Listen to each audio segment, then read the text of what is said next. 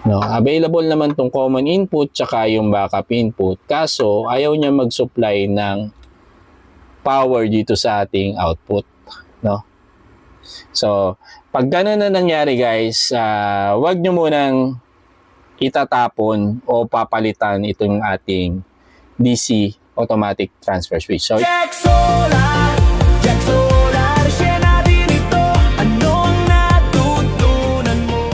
ito, meron tayo ngayon dito na DC automatic transfer switch. So, anong nangyari dito guys is hindi niya nasusuplayan ng power yung ating mga 12 volts DC load kahit na meron siyang available power para dun sa common input tsaka sa backup input. So, pag mga ganong case guys, kaya yan na nabanggit natin, mag-troubleshoot muna tayo. Huwag muna tayong mag-replace, no? Huwag muna tayong bumili kasi mapapamahal tayo, no? So, mahal din to. Nung binili ko siya, around 400 pesos. So, siguro ngayon merong medyo tumaas na, no? Siguro mga around 500 pesos na itong ganito. Ayun, guys. So, sa pagto-troubleshoot natin, kinabitan ko pala yung ating DC automatic transfer switch ng terminal block. Tsaka, ayan, may mga connect na wire dyan sa kanya. Para for the convenience lang na pwede kong i-clip yung alligator clip ng ating power supply. And then, dito naman sa kabila, meron din terminal block para dito na lang natin i-measure yung kanyang voltage. And ayun guys, so, isang supply power lang yung ginamit natin dito sa pagto-troubleshoot natin, no, which is yung ating, ito nga, power supply natin. Power supply battery charger din to, no, ng Qaico. And then, gagamit tayo ng tester kasi ito yung gagamitin natin na pan-check nung voltage, no, kung meron man, yung ating output terminal. So, sa ngayon, dahil isa lang yung power supply natin, susupplyan muna natin ng power yung ating common input. So, sinet ko yung ating power supply ng 12.8 volts, 3.0 ampere. So, mag-output na tayo. Yun. So, pansin nyo, may ilaw na yung ating common input, no? Pero yung ating output terminal, walang ilaw. Hindi kagaya nung nakita nyo dun sa ating setup. May ilaw siya dito, no? May ilaw dito sa taas, meron din sa baba. Pero ito wala. So, baka naman yung ilaw lang yung problema, kaya i-measure din natin yung voltage sa terminal ng output, no? Gagamit tayo ng tester. So, positive, negative, no? Check natin. So, ito, makikita nyo, ang voltage reading is 1.72 o 71. So, mababa. So, kung ang load natin ay 12 volts DC, hindi nyo mapapower up yung ating mga load, di ba? Kasi mababa yung kanyang voltage. So, ang gagawin natin next is baka naman ang problema is yung may discontinuity lang dito sa ating common input, no? Pwede nyo ng dahilan. Kaya ang gagawin natin is switch natin yung ating supply dun sa backup input naman, no? Para ma-check naman. So, off muna natin itong supply, no? So, pansinin nyo pala, ito, no? So, kumakain din siya ng konting wattage. So, possible itong 0.5 watts na yan. Ito yung ilaw ilaw nung ating, ilaw nung ating DC automatic transfer switch, no? Itong blue ilaw na to. Possible. And then, ilipat na natin sa kabila, doon sa common input naman. Lipat natin to.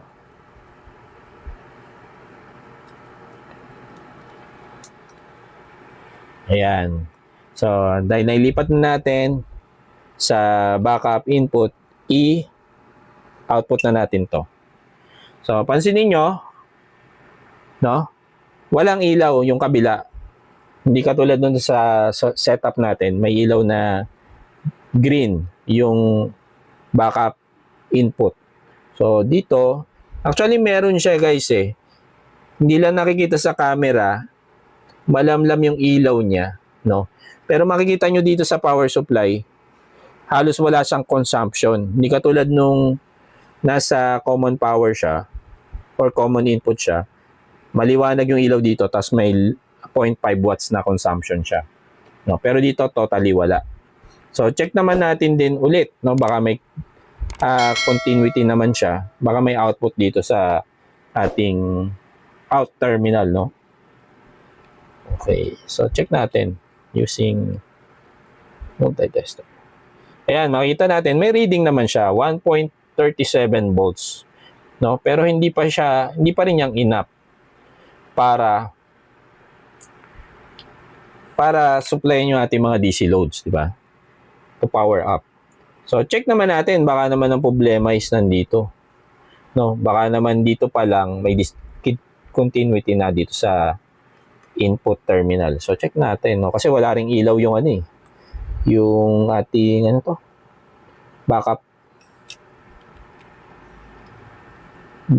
input. So check natin kung may reading to. Oh, yan, makita nyo. Merong 12.88 volts doon sa ating terminal ng backup input. So meron, no? May supply tayo. Nade-detect niya yung supply power natin.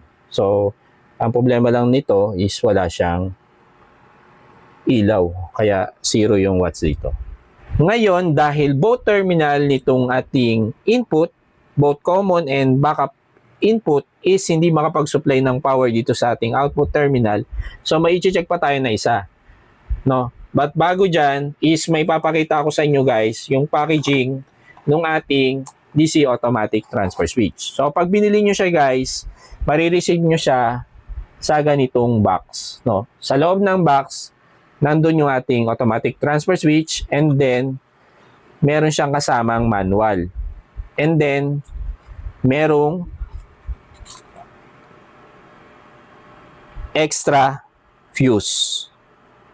No? So ito ay 20 mm na 8 ampere na fuse.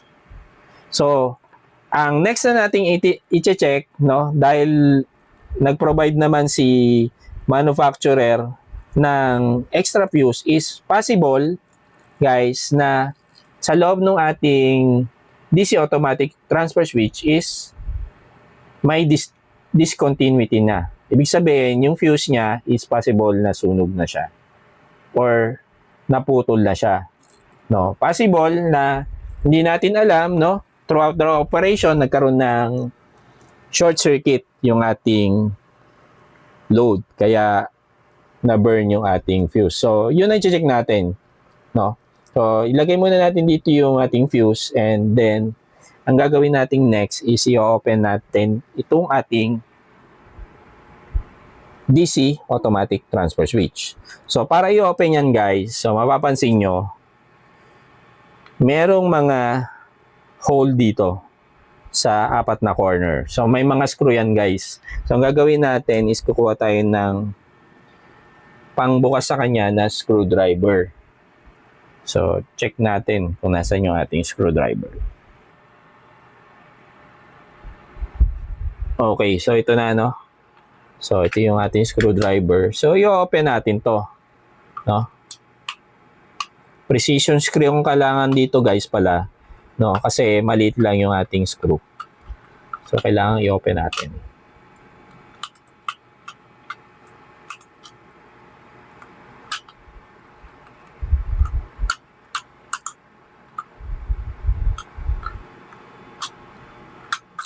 Yan.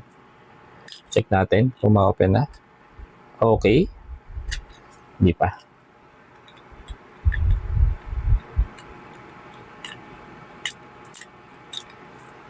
Oh.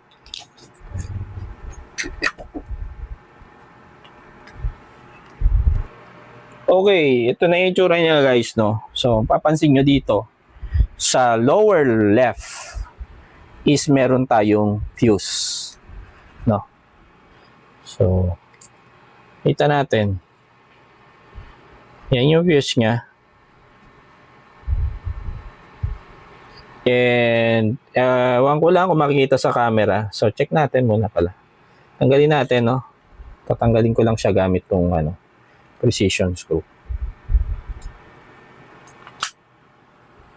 So, pero ayan, makita natin dito na putol. No? Kita ba?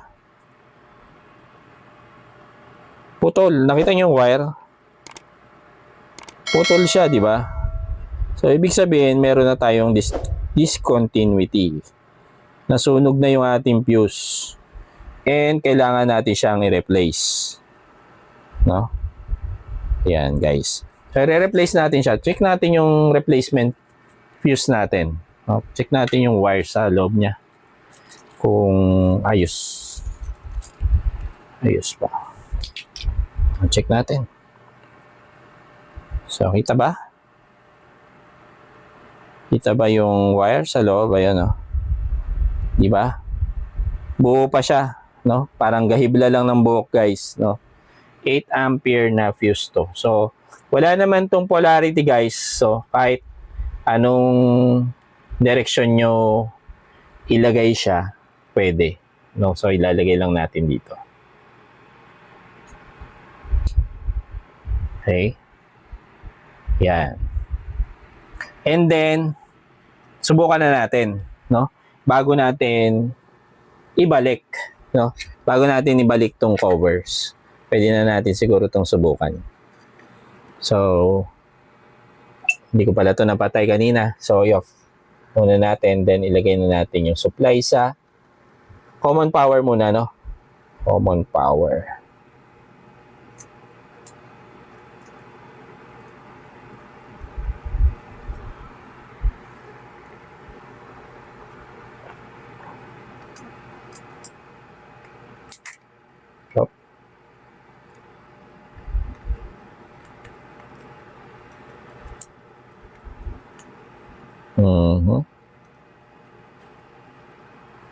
Ayan, no? So, nag-off na rin itong ating ano.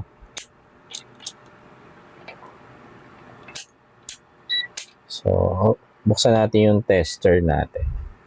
So, ayan. Susuplayan natin ng power muna siya dun sa ating common input, no? Op. Napansin nyo? May ilaw na dito sa baba, no? Sa taas may ilaw na blue, sa baba may ilaw na rin, no? So, good sign na siya na meron na tayong power. So, check natin pa rin, no? Voltage. Check natin yung voltage. So, kung meron na dito sa baba. So, ayan guys. Kita ba? So, meron na tayong nare-receive na or nare-read na 12.87 volts sa ating output. So, okay na siya. So, pero, check pa rin natin yung sa kabila, no? Kung ganun din. Kung may continuity na rin. So, output muna natin to. Tanggalin natin yung output. Then, lipat natin dito sa kabila.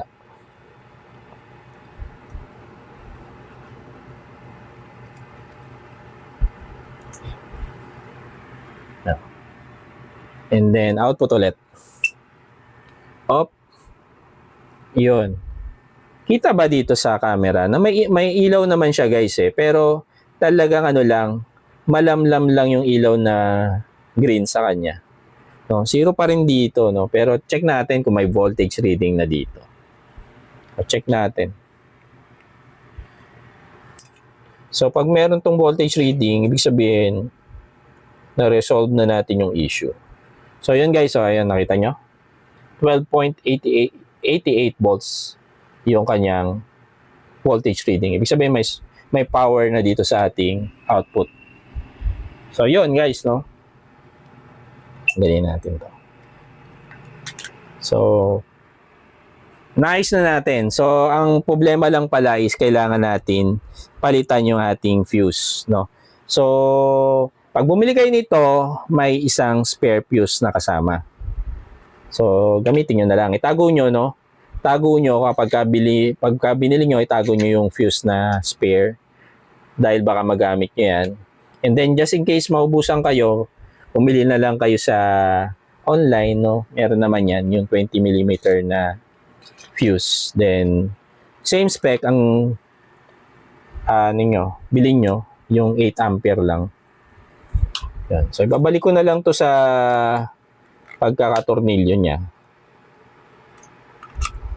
No? And, ayun, ayos na tayo. So, ganun lang kasimple guys, no? Kesa, bibili pa tayo ng mapapagasta pa kayo. Fuse lang pala ang problema. Okay? So, okay na to guys.